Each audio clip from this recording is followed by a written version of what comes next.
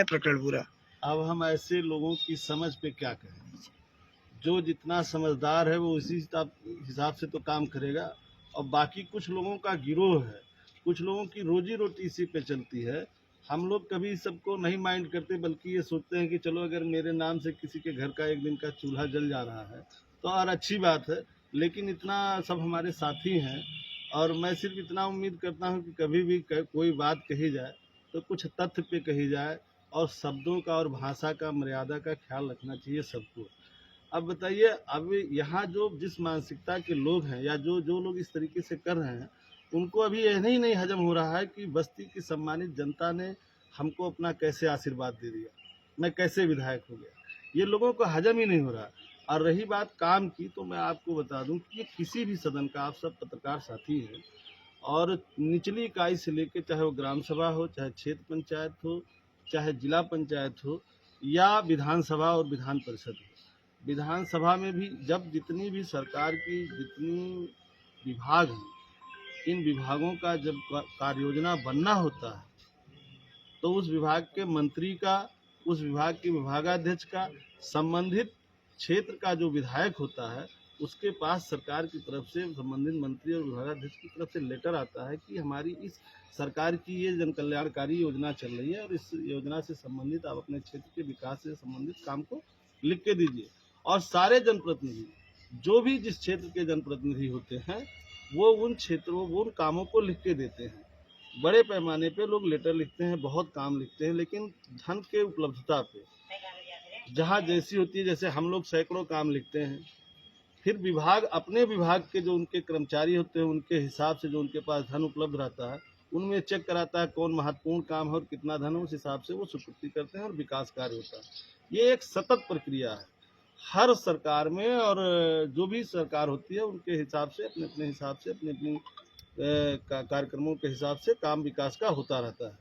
बहुत सारे काम ऐसे होते हैं कि जो मान लिया जाए पहले से प्रस्ताव पड़ा हुआ है, डीपीआर पड़ा हुआ है, तो जो वर्तमान में जनप्रतिनिधि होता है, उसका दायित्व है, उसका कर्तव्य है कि वो उन कामों पे, या जो डीपीआर पड़े हुए हैं, जो शासन में लंबित हैं, आगड़न लंबित है, उसकी पैरवी करे।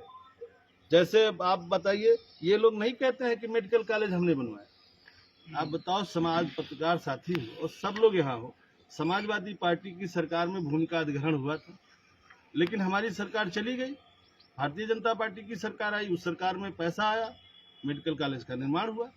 तो क्या ये लोग नहीं कहते कि मेडिकल कॉलेज हमने बनवाया? इंजीनियरिंग कॉलेज है, समाजवादी पार्टी की सरकार में शुरू हुआ। ऐसे तमाम काम हैं जिसको ये लोग अपना काम गिनाते हैं। रही बात हमने जो कहा, आप देखिए, ये लोग पढ़ते लिखते भी नहीं। मैं आज तक कभी भी किसी काम का श्रेय नहीं लेता हूँ, मैं सारा श्रेय अपने सम्मानित जनता को देता हूँ। मैंने जो पोस्ट किया था उसमें भी मैंने सिर्फ अपनी जनता को शुभकामनाएं दी थी, मैंने किसी भी प्रकार का जो है फर्जी तमगा लेने का प्रयास नहीं किया था। मैंने एक शुभकामनाएं दी थी लोगों को कि ये सड़क सरकार से पास हो गई है, और जब सड़क का निर्माण हो जाएगा तो जनता को आवागमन में सुविधा होगी, जाम से निजात मिलेगा। ये तो आम आदमी भी कर सकता है, सबको करना चाहिए। अगर कोई काम कहीं हो रहा है और उससे अगर जनता को लाभ मिल रहा है तो इसको सबको कहना चाहिए। अब इसमें कहाँ हो गया? और मैं बताऊं आपको कि अभी जैसे कल शाम को बिजली विभाग के एक्सीएन से लेकर के चीफ तक ये सब आए थे। हम लोगों ने जो इसके पहले मैंने कुछ काम लिखा था बिजली विभाग में, वो काम शहर की सड़क तमाम जगह का जो शहर का था, जो है क्षमता वृद्धि का था, तार की जो है तमाम जगह पोल का था, तार का था, वो सब काम हमारे जो है अपनी योजनाओं में, जो बिजली विभाग की योजनाएं चल रही हैं, उसमें मैं उसके अपर प्रमुख सचिव महेश कुमार गुप्ता जी से मिलकर मैंने दिया था। वो सब काम टेकअप हुए थे। कुछ काम अब रह गए थे जो अब जाकर के टेकअप हुए हैं। कल आकर के उन लोगों ने हमको सूचना भी दी कि ये प्रक्रिया है। माननीय मंत्री जी को मैं बधाई दूंगा, ऊर्जा मंत्री को, जो उन्होंने एक अच्छी पहल शुरू की है कि ले जाकर के जनप्रतिनिधि को ये भी बताते हैं कि आपका ये काम स्वीकृत हो गया है, और उसके साथ फोटो भी खिंचाते हैं। कल शाम को आकर के चीफ से लेकर के एक्सीएन और सब लोगों ने हमको सूचना भी दी, सूची भी दी कि कौन कौन से काम हमारे हुए। जैसे उसमें शहर के बहुत सारे मोहल्ले हैं, देहात के बहुत गांव हैं जिनका जो है क्षमता वृद्धि का है और तार का वो चेंज करना है। इसी तरीके से एक बार मैं प्रमुख महासचिव जी से मिला था, यही हमारे आवास विकास के एक हैं पंडित जी, जिनके ऊपर बिजली विभाग के लोगों ने बहुत सारा पैसा फर्जी रूप से उनका लाद दिया था उनके ऊपर, उनकी बिजली काट दी थी, महीनों से वो फालिज के मार दिया था, उनका आर्थिक स्थिति अच्छी नहीं थी और उनके पास महीनों से बिजली नहीं जा रही थी। मैं जनप्रतिनिधि हूँ, मेरा दायित्व है कि अगर इस तरीके के लोग आ रहे हैं तो मैं उनकी मदद करूँ जहाँ तक जा पाऊँ। मैं गया था, मैंने प्रमुख सचिव से मैंने बात की, वहाँ के जो है उनसे बात रखी, उनको मेरी बात समझ में आई और वो इसी बस्ती जनपद में जब आए समीक्षा बैठक लेने, तो आप लोग अगर पत्रकार साथी रहे होंगे कमिश्नर की मीटिंग में, उन्होंने हमारे उस पत्र का हवाला देते हुए यहाँ के चीफ और एक्सीडेंट को एससी को बुरी तरीके से डांटा और कहा कि इसका निस्तारण करिए। चीफ और एससी मिल करके कई बार हमसे मिले और हमने उस पर सुझाव दिया, उन लोगों के यहाँ जो है उनके समस्या का निस्तारण हुआ।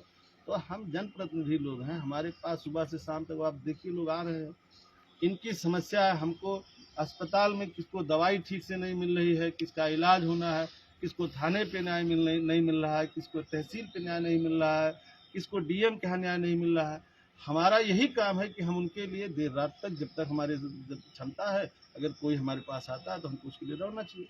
इसी क्रम में मैं जो है इसके लिए भी गया था, कई बार मैं गया था, 2-3 बार। अभी एक सड़क, हमारी 2 सड़कें और हैं। और मैं आपको पत्रकार साथी हैं, आपकी जानकारी में बता दूं कि हमारा रामपुर मेडिकल कॉलेज से लेकर बस्ती मुंडरवा मार्ग पे जाकर के जो मिलती है, मैं विधायक हूँ, मैं क्षेत्र में घूमता हूँ, जनता के कामों के लिए घूमता हूँ, तो जनता मुझसे सवाल करेगी, जनता मुझसे कहेगी। मैं उन सभी बातों को लेकर के, अगर मेरा नैतिक कर्तव्य है कि मैं अधिकारियों से जाऊं और मिलूं, उनसे प्रयास करूं, भले कुछ काम हो, कुछ काम नहीं होगा, लेकिन जनता जो हमसे सवाल करे, जनता जो हमसे उम्मीद करे, हमें उस पर खरा उतरना चाहिए। अब मेरी वो सड़क जो सरकार का मानक है, उस मानक में 100% को नंबर पाई हुई है। सरकार का एक मानक होता है कि जो चौड़ीकरण उच्चीकरण सड़क है, उस पर मेडिकल कॉलेज हो या हॉस्पिटल हो या डिग्री कॉलेज हो या पेट्रोल टंकी हो, ये सारे मानक को हमारी वो सड़क पूरा करती है। लेकिन अब किन्हीं कारणों से अभी पैसा अवमुक्त नहीं हो पा रहा है। मैं जितनी बार मिलता हूँ, वो पुराना जो है डीपीआर शासन में पड़ा हुआ है। अब मैं क्या करूं कि वो पहले से आंकड़न पड़ा हुआ है, किसी के भी प्रस्ताव पे गया तो क्या मैं उस पर पैरवी ना करूं? तो कहीं ना कहीं ये टोल करने के पीछे कारण क्या दिख रहा है? मैंने कहा ना कि बहुत सारे लोगों का अपना अपना तरीका है, और अब मैं इनको किस शब्द में कहूँ? ये चरण चुंबक लोगों को मैं क्या कहूँ? तो क्या माना जाए कि चुनाव नजदीक है और हमारे जैसे लोग के लिए ऐसे कुछ लोगों का गिरोह, तो हम लोग कभी ये सब, देखिए लड़ाई बड़ी है, समाज में बेरोजगारी है, महंगाई है, भ्रष्टाचार है, लूट है, गुंडई है, अपराध है, बढ़ा हुआ है, लोगों को न्याय नहीं मिल रहा है। काम हो रहा है। अब मैं कैसे कहूँ?